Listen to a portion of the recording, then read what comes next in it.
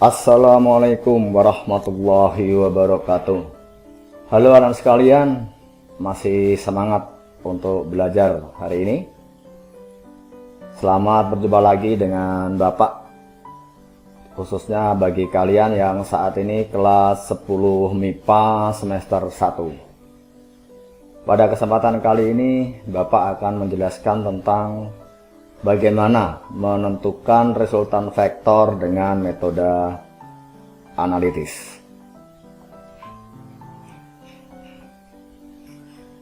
Sebelum kita membahas lebih jauh, perlu kalian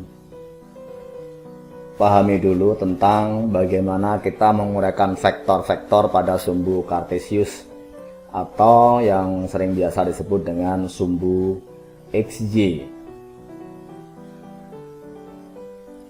Misalkan kita punya sebuah vektor V dan dia membentuk sudut alfa dengan sumbu mendatar atau dengan bidang datar. Nah, vektor ini dapat kita uraikan menjadi komponen-komponen vektor pada persumbuan kartesius atau pada sumbu XY.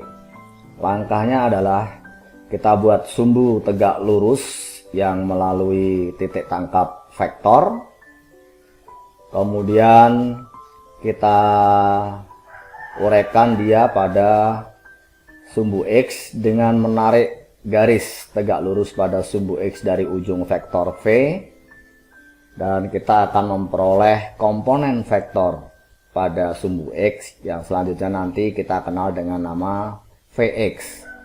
Besarnya Vx secara trigonometri dapat kita tentukan, yaitu sebesar V kosinus alfa. Selanjutnya kita tarik juga garis tegak lurus dengan sumbu Y untuk menentukan komponennya pada sumbu Y, di mana besarnya nanti adalah sebesar Vy, yaitu V sinus alfa. Nah, ini adalah cara bagaimana menguraikan vektor yang kita letakkan pada sumbu kartesius, dan nanti ini akan membantu kalian ketika kita membahas menjumlahkan atau menentukan resultan vektor dengan metode analitis. Selanjutnya kita akan memahami pula, yaitu menentukan resultan vektor yang saling tegak lurus. Misalkan kita punya dua buah vektor pada persumbuan XY, misalkan Vx dan Vy. Nah, untuk menentukan resultan vektornya, kita tarik garis bantu yang sejajar pada masing-masing vektor ini pada sumbu X, dan pada sumbu Y akan kita tarik garis tegak lurus. Nah, perpotongan garis bantu ini itulah nanti yang akan menjadi resultan dari vektor Vx dan Vy ini. Selanjutnya, untuk menentukan besarnya, kita bisa menggunakan teorema Pythagoras, di mana harga R ini nanti adalah akar dari Vx kuadrat plus Vy kuadrat. Bagaimana menentukan arah R terhadap sumbu X mendatar?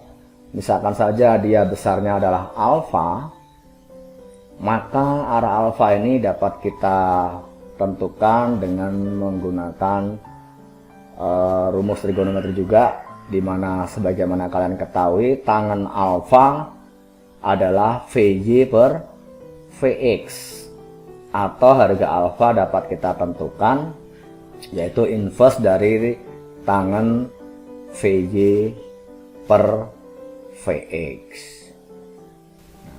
Dua konsep dasar tadi anak sekalian nanti yang akan kita gunakan untuk menyelesaikan masalah terkait dengan bagaimana menentukan vektor dengan metode analitis. Selanjutnya mari kita bahas masalah pokok kita, yaitu menentukan resultan vektor dengan metode analitis. Misalkan kita punya 3 buah vektor masing-masing V1, V2, dan V3. Bagaimana kita menentukan resultan ketiga vektor ini dengan metode analitis? Langkahnya, kita mulai dengan membuat sumbu kartesius atau sumbu XY, di mana nanti O ini adalah menjadi titik tangkap dari vektor-vektor yang sudah kita buat di depan tadi. Selanjutnya kita pindahkan masing-masing vektor ke sumbu XY. Vektor pertama adalah V1, dia membentuk sudut alfa 1 terhadap sumbu X positif. Kemudian vektor kedua kita pindahkan juga, dan dia membentuk sudut alfa 2 terhadap sumbu X positif.